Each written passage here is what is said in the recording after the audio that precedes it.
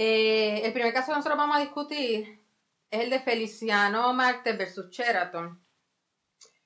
Este caso, el señor Sheraton trabajó básicamente por 18 años en el hotel. Una vez ha trabajado este tiempo, para las fechas básicamente, yo estoy ya en la página 2, bueno, no soy la página 2 de ustedes, pero no que sí.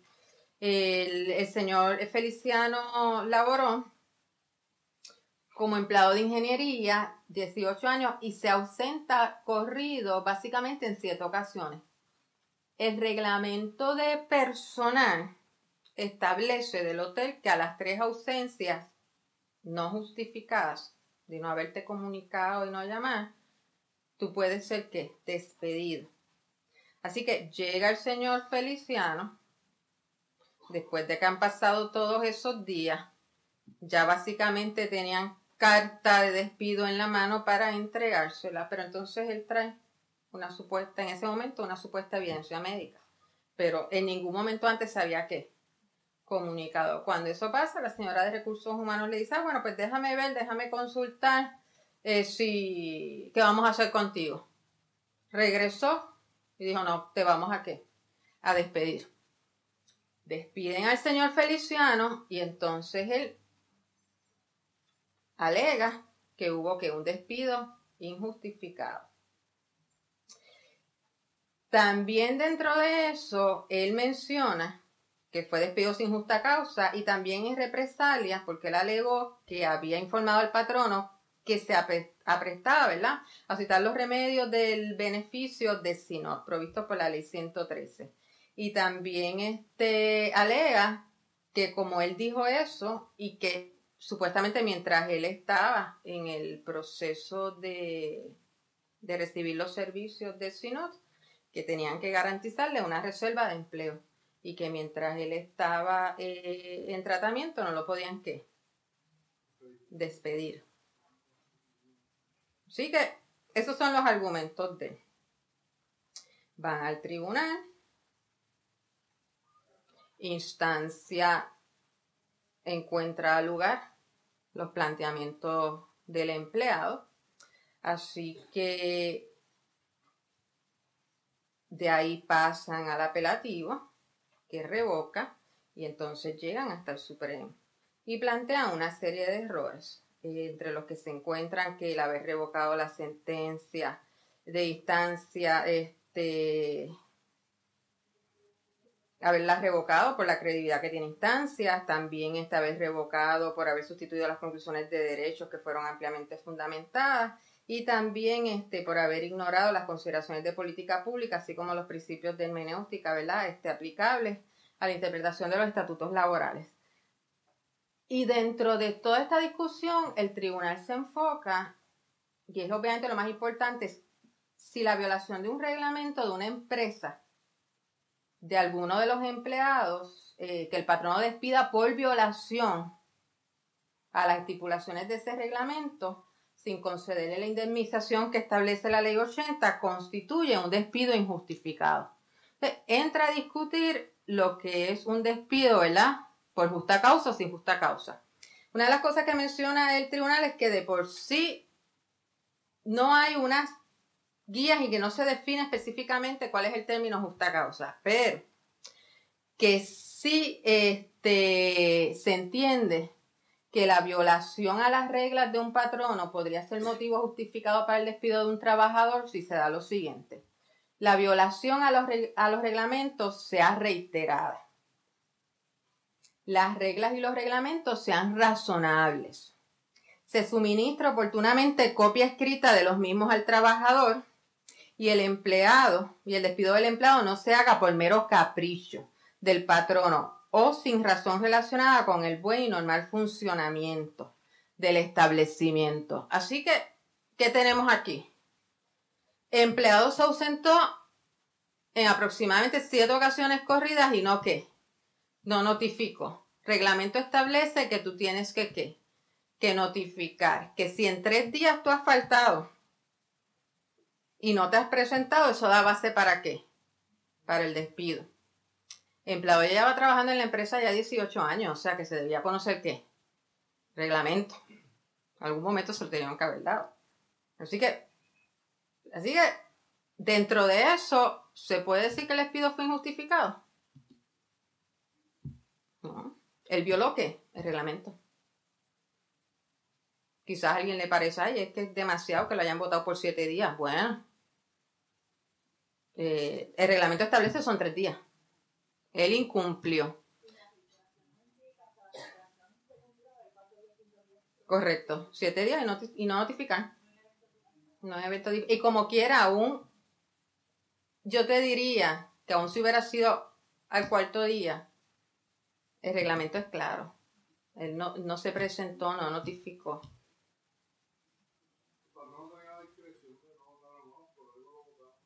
Claro, el patrón no pudo haberlo dejado pasar y claro, él pudo haber... Y ahí hubiera traído otros planteamientos, hubiera sido otra discusión. Entonces lo otro es el asunto, sí, porque 18 años, como que duele un poquito cuando tú le escuchas, porque sí, él empezó creo que en el 96 y esto fue para el 2008 fue que se dieron los hechos, algo así. Así que él comenzó a trabajar, imagina, 2006 fue que se dieron los hechos, así que lleva mucho tiempo ya en el trabajo. Lo otro asunto que te menciona es si se violó la ley 139 al despedirlo y no reservar el empleo durante el periodo en cual sustentó su turno de trabajo por una supuesta enfermedad. Y el tribunal dice que tampoco le existe la razón. Y esto es bien importante porque tenemos que saber en qué momento es que entonces se activa este periodo de reserva bajo SINOT.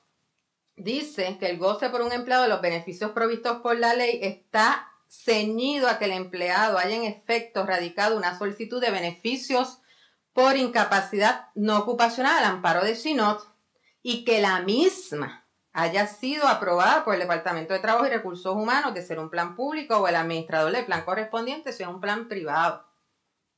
Así que este señor dijo que yo voy a ¿qué? A solicitarlo, pero no lo había ¿qué? Solicitado y no se lo habían, obviamente si no lo ha solicitado tampoco ¿qué? No se lo han aprobado.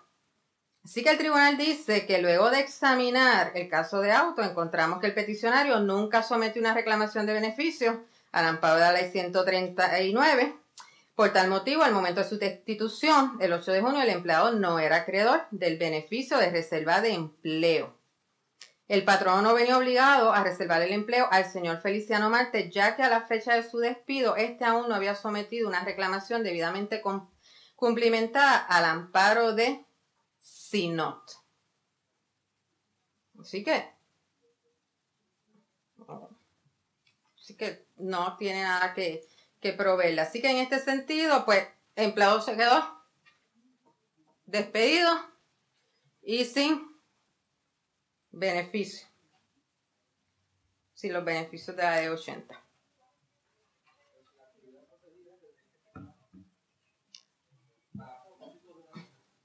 Bueno, pero él no había reclamado, no había ido tan siquiera. Exacto, no había ido, porque no está. Él dijo, yo voy a ir. No, tengo que haber estado ahí. Luego, si se lo deniegan, yo no tengo entonces, exacto, porque yo no hay periodo de reserva. El periodo de reserva es por...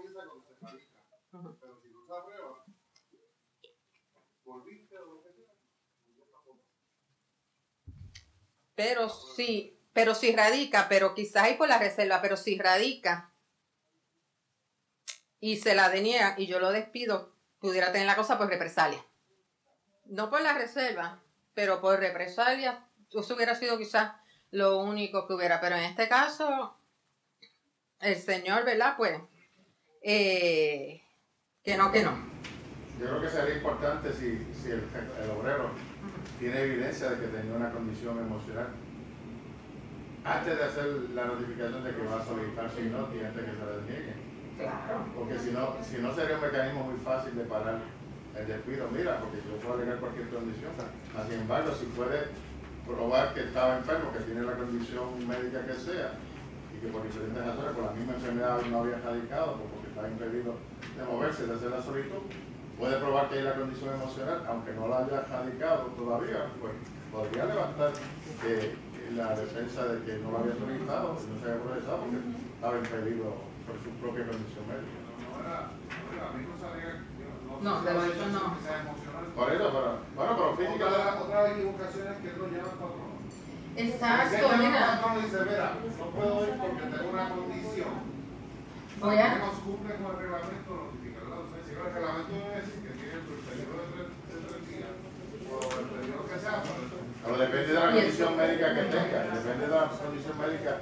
Claro, porque pudo haber, y nuevamente, lo que pasa es que él llegó, como quien dice, después de este día, de lo más... Sí, los hechos son siempre importantes para analizar la cuestión. Pero lo que es importante dentro de esto, ¿verdad? Es eso mismo que ustedes están planteando, mira, yo puedo estar, exacto, ¿qué fue lo que yo puedo estar 7 días fuera, pero es que me chocaron y estuve en coma. O sea, no tenía forma de comunicarme, pero si yo estuve así, lo primero que va a pasar es que alguien de mi casa va a llamar. O sea, en algo, cuando me mejore yo voy a notificar, mira, que está toda mi evidencia médica.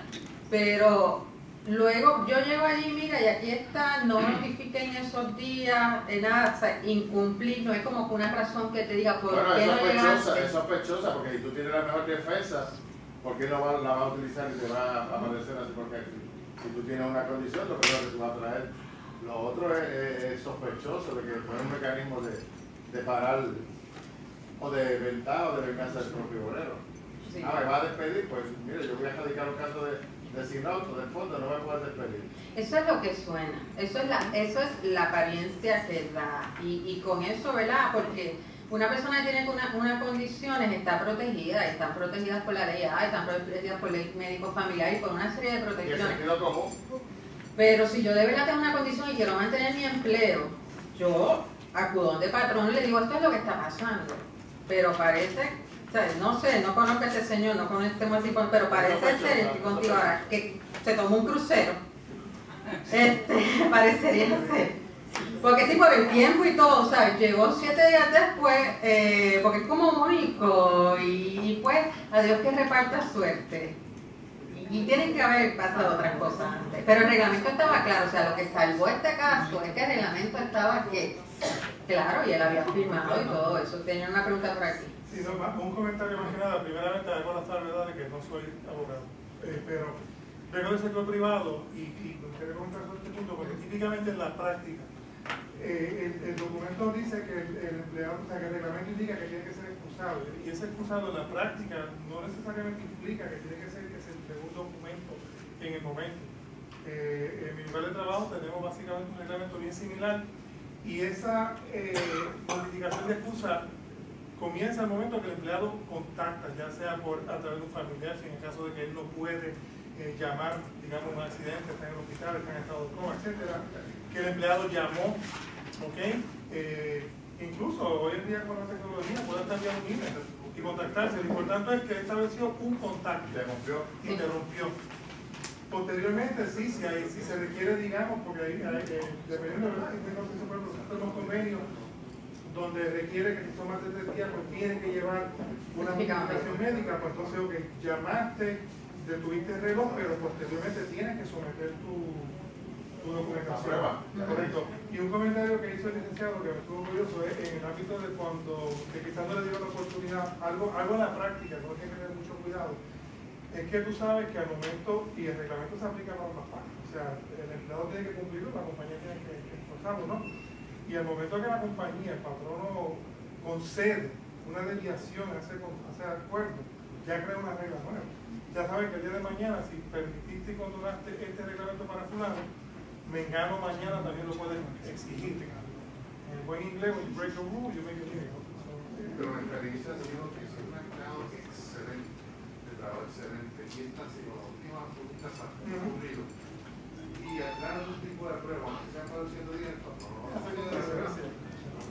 que no hay creación, que hay un diálogo ministerio, un empleado excelente.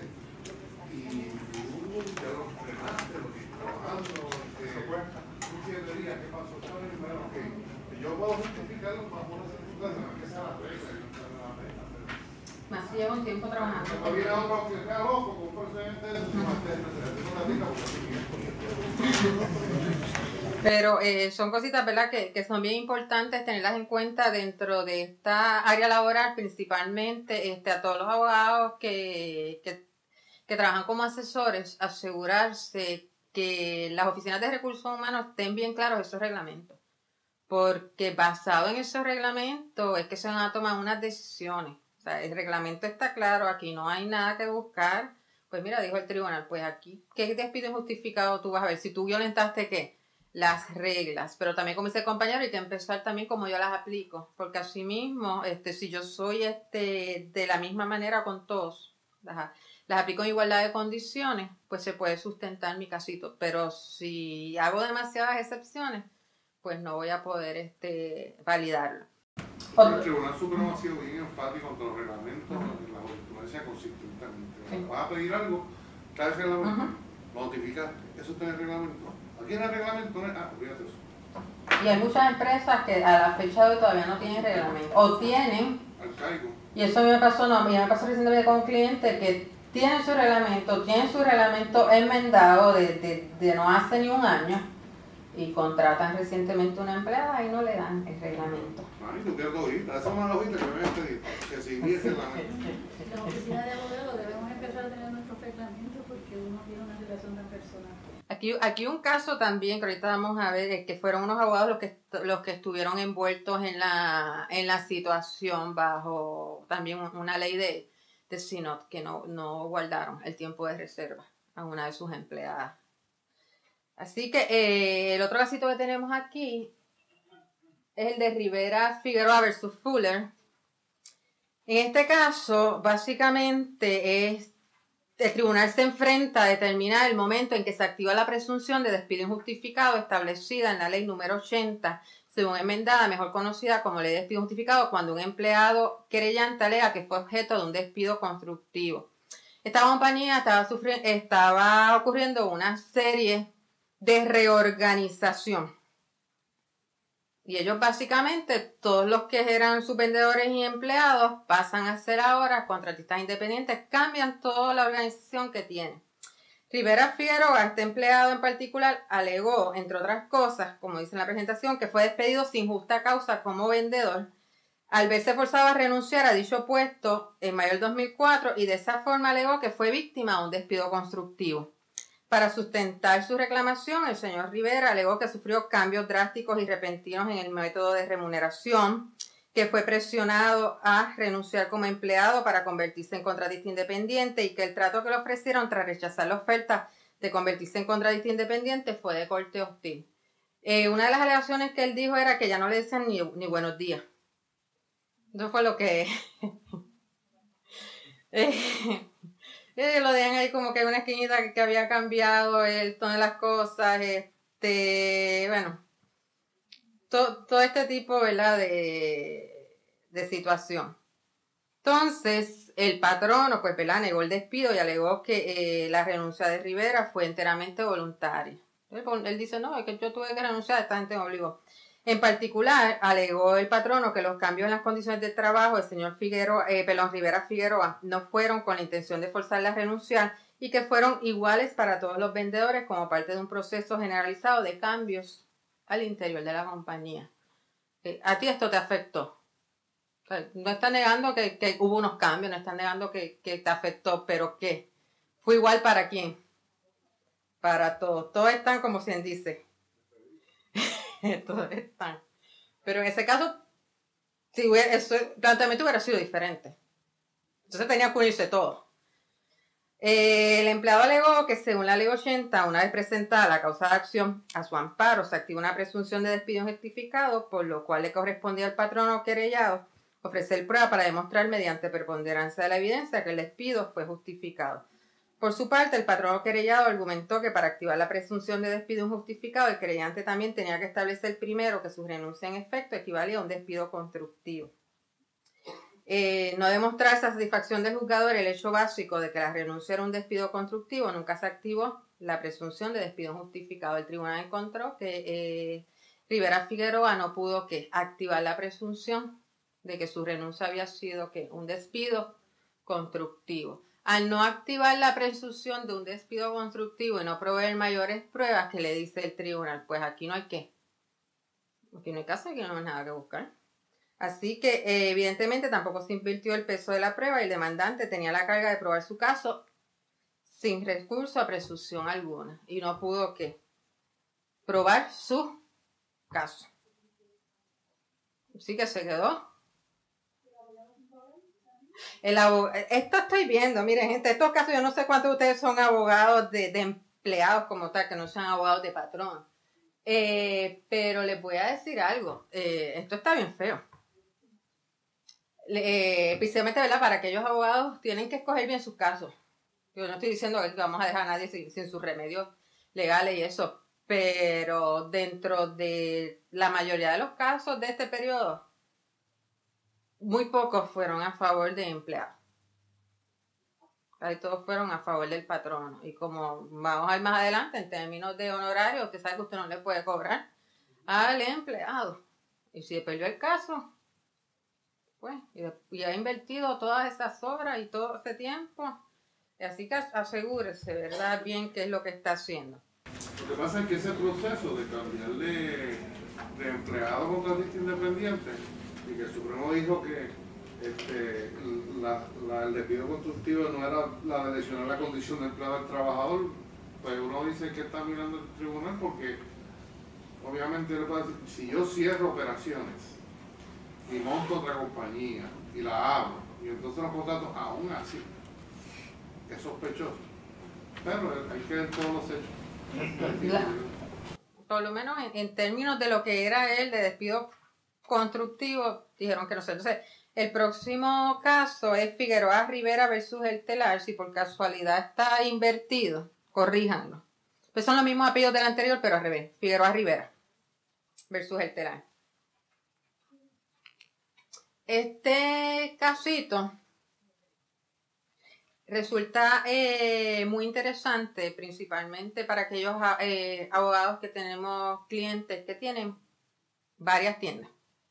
Porque aclara, ¿verdad? En cierta medida nos da base para poder tomar unas medidas. En este caso, la señora Figueroa Rivera, ella trabajaba en el Telar, llevaba tiempo trabajando en la tienda de Guayama Mall. Pero ustedes saben que muchas de las tiendas en Puerto Rico que han pasado, la gente ha ido cerrando operaciones. Así que si antes yo tenía 10 tiendas, posiblemente ahora me quedé con 5. Así que el patrono decidió que establece el criterio de antigüedad, hace un análisis, van a cerrar Guayama Mall y dentro de su análisis se dan cuenta que la persona con menos antigüedad en términos de gerente en la tienda era la de Mayagüez. Así que, ¿qué hace el patrono? Pues saca la de Mayagüez porque por antigüedad es la que menos tiempo lleva, así que es la que se queda fuera. Al no tener la tienda de Mayagüez, gerente, se le ofrecen obviamente a la de Guayama, que tiene su antigüedad. ¿Qué dice la gerente de Guayama? Eso es oneroso. ¿Viajar de dónde? ¿De Guayama a dónde? A Mayagüez. Bueno, yo vine ahorita de Arecibo acá y me sentía que... Y con el tapones esos que hay ahí. Y lo encontré lejito. Y realmente no es tan lejos, o sea, se llega rápido, está cerca. Pero de Guayama a Mayagüez no es lo mismo. Así que le creó una condición onerosa. También había habido que hubo una gerente de menos antigüedad que había otra tienda en Guayama. Sí, a eso voy. Entonces, a eso voy. ¿Qué sucede? En Guayama hay otra tienda que está en el pueblo de Guayama, y esa se quedó abierta. ¿Qué dice la gerente de Guayama Mall? Pues a mí lo que tienes que hacer es moverme a la tienda ¿de qué? Del pueblo de Guayama. El otro dice, no, porque esa tienda ya tiene ¿qué? Su gerente, ya lleva menos tiempo que yo. Sí, pero es que la tienda que no tiene gerente es ¿qué? Mayagüez. Así que para donde tú vas es para Mayagüez, si lo quieres. Porque tampoco esto es ¿qué? Obligado. Pero el caso en los hechos, ¿está claro cómo se contrataban los empleados? Dentro de los hechos... Porque la ley 80 dispone, si está centralizado recursos humanos y contratación, ahí la antigüedad es uniforme. Ahora, si cada unidad recluta a su personal, ahí No es que cada unidad recluta a su personal, lo hacen la gerencia estelar. Pues ahí, ese es interesante de ese caso, porque la ley es clara. Pues entonces, te renuncian, porque obviamente ya no iba a poder que llegar a qué, a Mayagüez. Así que establece nuevamente, ya alega que esto fue un despido constructivo, va a los tribunales, se habla de la cuestión de la onerosidad y el Tribunal Supremo hace varios análisis, entre ellos dice, mira, si bien esto es oneroso para el empleado, eso no puede ser lo único que pueden mirar los tribunales. Esto sí es una condición onerosa para el empleado, pero también unos aspectos de administración y gerencia. Uno de los aspectos que decía el telar era, ok, la pongo a ella ahora en la tienda de Guayama Pueblo. Y a la de Guayama Pueblo la pongo ¿en dónde? Y a la otra ¿en dónde? Y a la otra ¿en dónde? Y a la otra ¿en dónde? O sea, voy a tener que cambiar todo. Así que en términos de la sana administración de la economía y aquello, eso es potestad ¿de qué? Del patrono. Y se entendió que si el patrono entendía que no lo podía hacer, pues mira, no se está dando como tal el despido constructivo. Que si al empleado le iba a salir oneroso, sí, pero que no toda condición que surja a un empleado de onerosidad va a ser automáticamente, se va a considerar que un despido constructivo. Para que lo tengan en cuenta. ¿Por qué es importante? Nuevamente, usted tiene un cliente que tiene varias sucursales alrededor de la isla. ¿Y qué pasa? Muchísimo. Tiene gerentes aquí, pues tiene que asegurarse nuevamente quiénes son las de mayor antigüedad. Lo otro que es importante, que yo siempre lo señalo, asegúrese que sus clientes, si es el patrono, que en esos contratos se establezcan que yo te estoy contratando como parte de la compañía y que tú podrás ser ubicado por necesidad de servicio en la unidad que sea requerida o en la sucursal que sea requerida. Eso te evita gran parte estar dilucidando este tipo de cosas. Porque ya tú sabes que me pueden ubicar en otro lugar. Claro, esto no puede ser de manera caprichosa, o sea, no es que me van a reubicar ahora como me den la gana, o sea, nuevamente, esto está atado a unos criterios, tampoco es, la ICESAD está diciendo a unos contratos y ahora yo llego y ahora vamos a mover a todo el mundo. No es así. No. Está atado a unas necesidades de servicio, a unas realidades económicas, que era este caso. Estoy cerrando tiendas. Pues mira, tienes que estar claro. Si no te puedes mover, o sea, resulta difícil. Porque honestamente tú escuchas tan lejos, resulta difícil, pero sabemos todos los días. Yo sé de gente que viaja todos los días de Moca a San Juan. ¿Trabajo está en San Juan? Al menos le dieron una opción, porque cuando hay un cierre de tienda no aplica el certificado, porque tenía que ser votado y ya no iba a aplicar la ley, o sea, le dieron una alternativa. Es fácil, pero hay una alternativa, pero que la chaviría es mucho.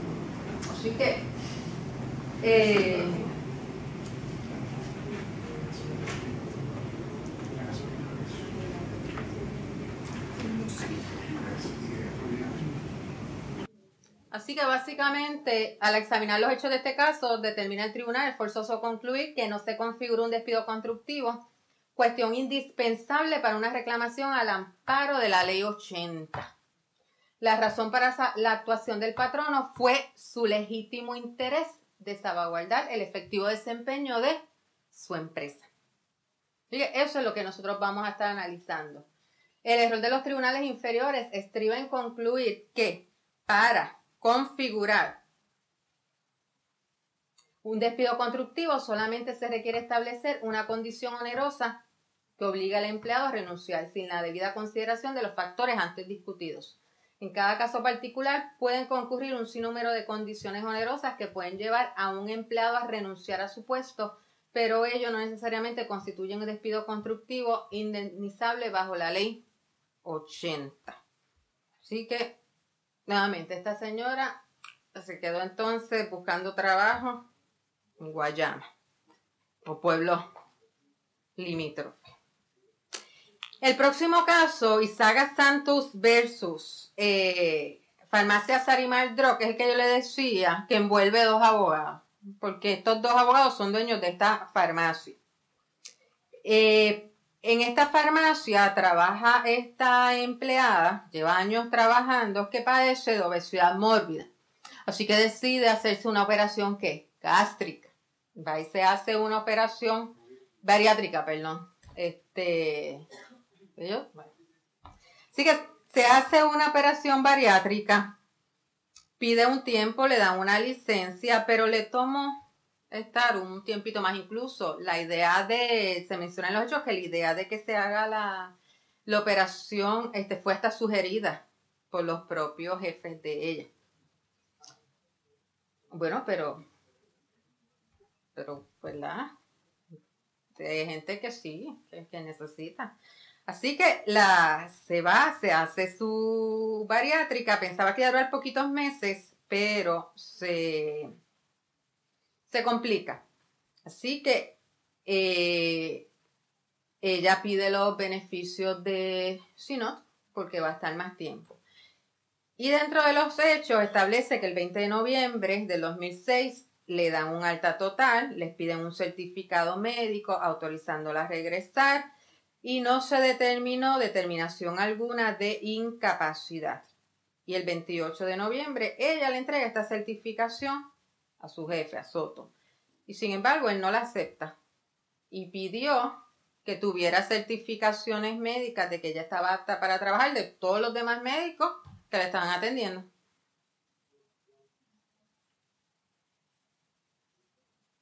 Cuando en la ley de Synod no te dispone nada, te dice tú estás de alta, pues que ya te dieron de alta, regresa. Así que no la aceptó. También le informaron que interesaban reservarse el derecho a que un médico privado la evaluara. Después terminó toda comunicación y ella termina trabajando para otra farmacia. No obstante, para el 2007 presentan una demanda donde alega que ella recibió una carta para el 26 de octubre en donde se indica que ya no era empleada de la farmacia. Por lo tanto, eso constituyó un despido y que dicho despido sí se hizo obviamente sin que mediara justa causa. Porque ella, que había sido, ella se fue operada el 31 de enero del 2006, había pedido la licencia de Synod es por un año. Así que básicamente hasta febrero del 2007 tenía un derecho a reserva. Y podía regresar dentro de ese periodo. Y no le podían despedir. Ella trató de regresar, pero ella trató de regresar en octubre. Y le dicen que no, que si más papeles, que si más cosas y toda la cuestión. Así que el patrón dice que ella realmente no fue despedida y que fue que ella no se reportó a trabajar tras haber sido dada de alta. Pero si te dijeron que no te puedo atender, no te voy a volver al trabajo hasta que me traigas evidencia médica adicional de los otros médicos que te están atendiendo, que no fue el de la operación, que no fue por la razón por la cual tú te fuiste en licencia. ¿Para qué? Para volver a trabajar. Así que ese fue el planteamiento de ellos. Así que el tribunal básicamente analiza el caso y decide lo siguiente. Habla de lo que es la ley, el propósito de la ley, de lo que es Synod, que es para que el empleado que está inhabilitado por una condición que no sea ocupacional pueda tener su reserva de empleo por un año. Dice también que nada en la ley requiere al empleado presentar una certificación relacionada con padecimientos que nunca le inhabilitaron para trabajar en primer lugar, mucho menos faculta al patrono para exigir pruebas o certificaciones que adicionales. Si él lo que tenía que hacer era permitirle a esta señora de que volviera a trabajar. Si ella no puede hacer su trabajo, pues entonces notifica, le escribe, no está haciendo su trabajo, pero ¿cómo decirle? Vete y busca certificaciones de Raimundo y todo el mundo. Así que el tribunal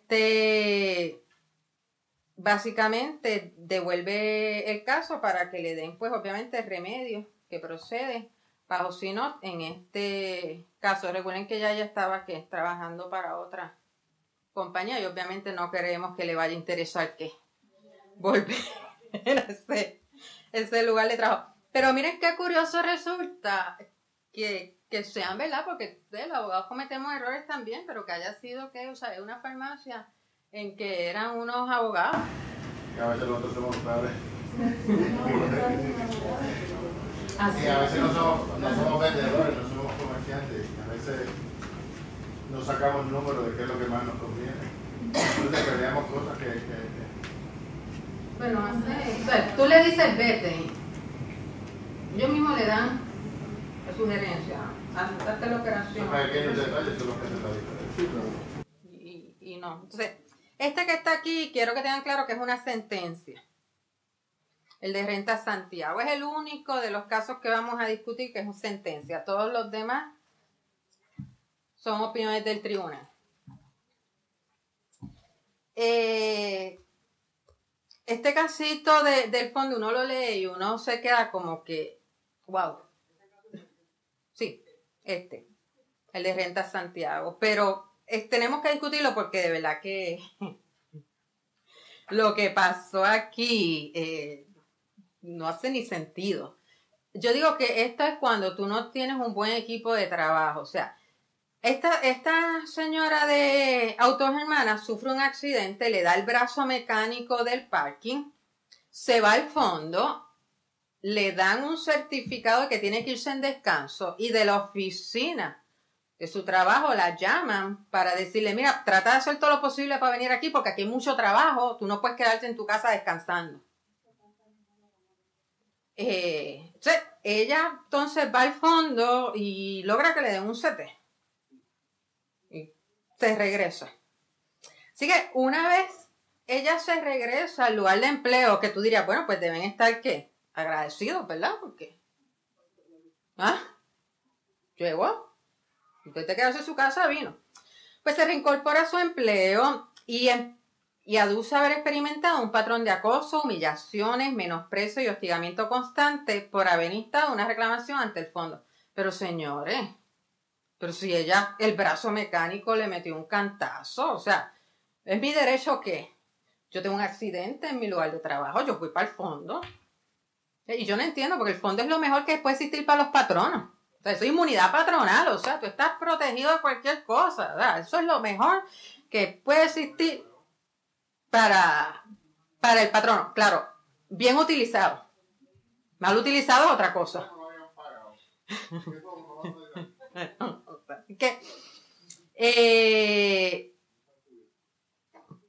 ¿Qué sucede? De acuerdo a la querella, el referido patrón también se manifestó mediante órdenes del patrono que modificaban su horario de trabajo, sus horas de alimento y restringía su posibilidad de trabajar horas extra. Ya no cobra el billetito adicional. Lo anterior, unido a rumores de sus compañeros sobre su posible despido, la motivó a ella a presentar su carta de renuncia. No obstante, su dimisión no fue aceptada. Mire, esto fue lo más... Esto fue lo genial del caso. No la aceptan la renuncia y vienen y la despiden, le dan una carta de despido. ¿No? Definitivamente tienen que coger un cursito.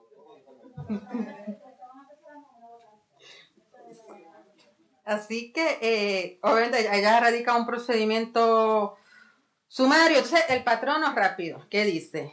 Que despido se debió a su pobre desempeño, malas actitudes, alteración de tarjeta de ponchar, ausencia sin notificación. Hacen todo este cuento. O sea, ella es la peor empleada que puede existir en el mundo. ¿saben qué? Sin evidencia documental. Nada en el expediente. La peticionaria jamás fue sujeta a un proceso de disciplina progresiva o recibió amonestación o reprimenda alguna por parte de Autogermana. A su vez, te lo verifico después, a su vez determinó que la recurrida despidió a la peticionaria en represalia por esta haber acudido al fondo en un momento crítico para la empresa, toda vez que Autogermana estaba atrasada en sus procesos de facturación.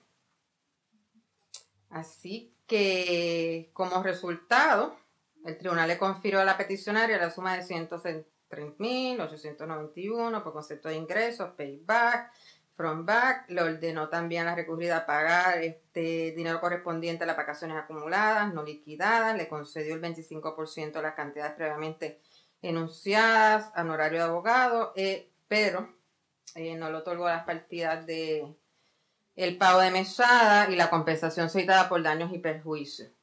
Así que van para apelaciones, en donde el foro apelativo da su dictamen y resolvió que la señora Renta Santiago había sufrido un despido justificado y no una renuncia voluntaria, contrario al arguido por el patrono. Ello pues nunca fue amonestado o disciplinada en sus años de empleo en Autogermana. Tomó unas decisiones relacionadas a la ley 115 en cuanto a los horarios, y de ahí básicamente se presenta un recurso en cuanto que erró el Tribunal de Apelaciones a intervenir con la apreciación de la prueba y erró el Tribunal de Primera Instancia al concluir que no hubo despido por represalia, que fueron los dos errores que le plantean al apelativo la señora del caso. Entonces, revisado el recurso de apelación, lo resuelven y se habla de la carta.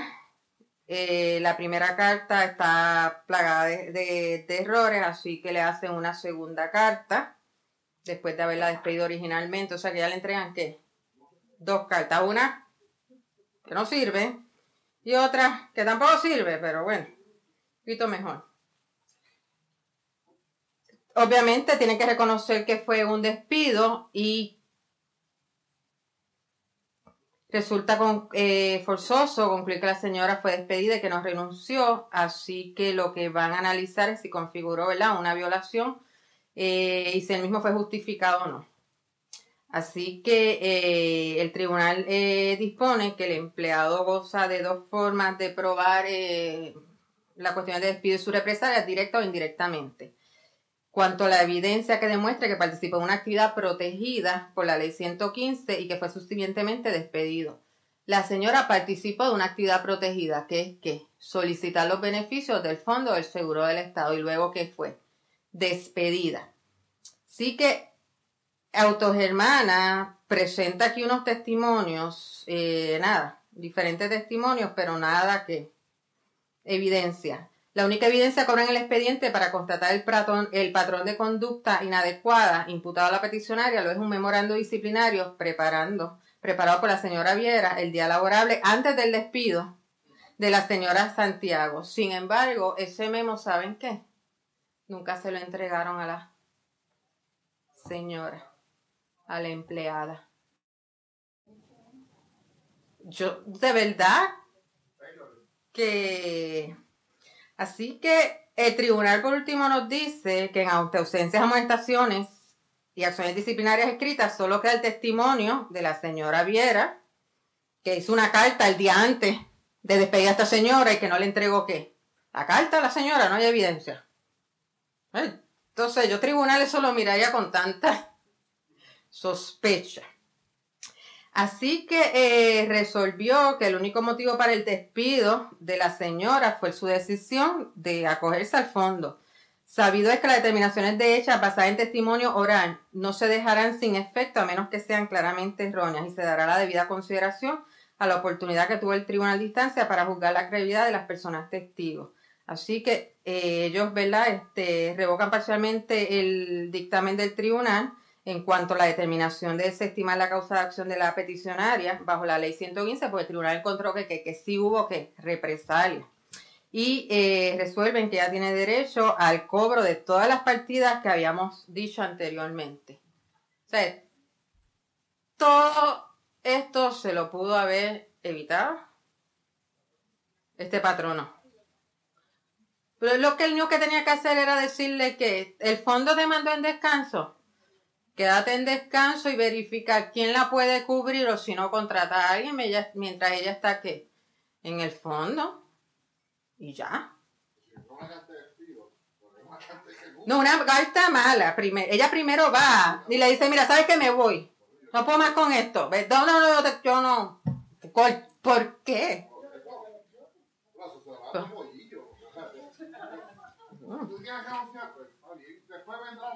Habría que ver si ese que asesora no esté enjuntado con esa señora, ¿verdad? Porque tú te preguntas, no, porque como ¿quién asesora de esa manera? O sea, usted como abogado tiene un cliente, habría que ver si ese cliente llamó y le dice, tengo aquí a esta persona que me acaba de presentar una carta de renuncia y tales y tales y tales cosas y presento un patrón. Pero me gusta decir, escríbele, siéntate, reúnete, pon las evidencias.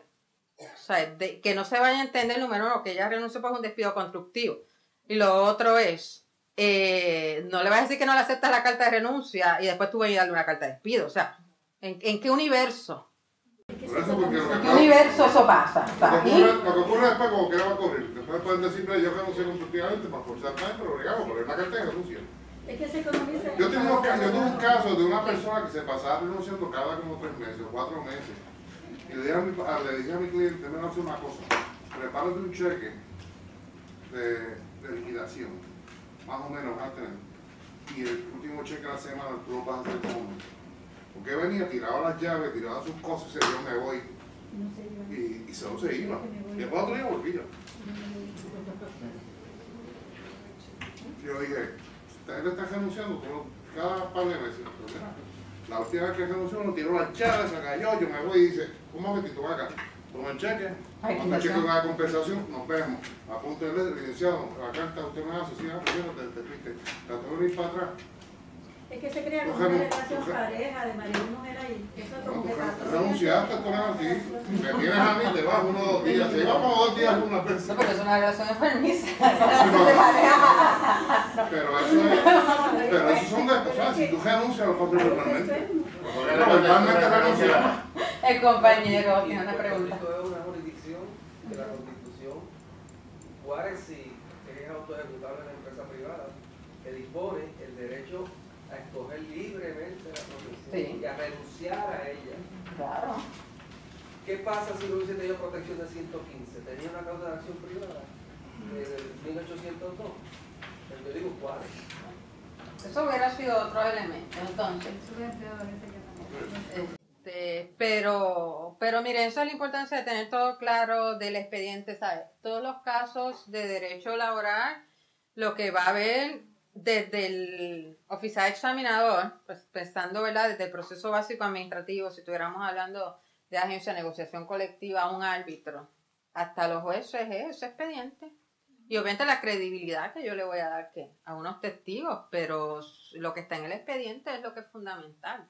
Uno puede decir que un empleado es malo y cuando yo voy al expediente me encuentro con que no hay nada. A mí me pasó una vez con un cliente, me hacen el cuento y me dicen, licenciado, no sabemos qué hacer, hay que despedirlo para que nos ayude a pagar la carta y qué sé yo, enséñame el expediente. El cliente tenía 2 cositas, gente. Tenía el contrato de cuando empezó a trabajar esa persona y una carta de felicitación. Estamos muy contentos de que usted forme parte de nuestra empresa. Claro, es la carta de felicitación que le dan a todos los empleados, ¿verdad? Cuando le dan el aumentito de sueldo y qué sé yo. Pero eso es lo único que tenía en ese expediente. Y yo digo, ¿qué tú quieres que yo haga aquí? Nada, llámate al control privado, obviamente. Tú no la quieres más. ¿Cuántos años lleva? Y paga una mesada. Que no podemos hacer más nada. ¿Sí? Sí, un compartir de la perspectiva del sector privado. Te comento algo muy interesante porque yo estuve en una empresa donde, para darle estadísticas, estuve verificando anoche. Nosotros, no quiero decir que teníamos récord de despido o de renuncia, pero era una situación bastante crítica. Yo diría que en un promedio mensual habían como de 8 a 10 despidos. Y en términos generales, pone que por cada 10, entre lo que era, ¿verdad?, normas y conductas, convenios, uniones, etcétera, de cada 10, por lo menos 7 lo perdíamos. Una cosa horrible. Y era algo bien consono, a lo que sucedió aquí en Autogermano. O sea, había reglamentos, había convenios, pero el problema no era, vamos a decirlo así, tanto el empleado. El problema era más la supervisión. Había de hecho, no había ningún adiestramiento en cuanto a lo que era manejo de convenio colectivo.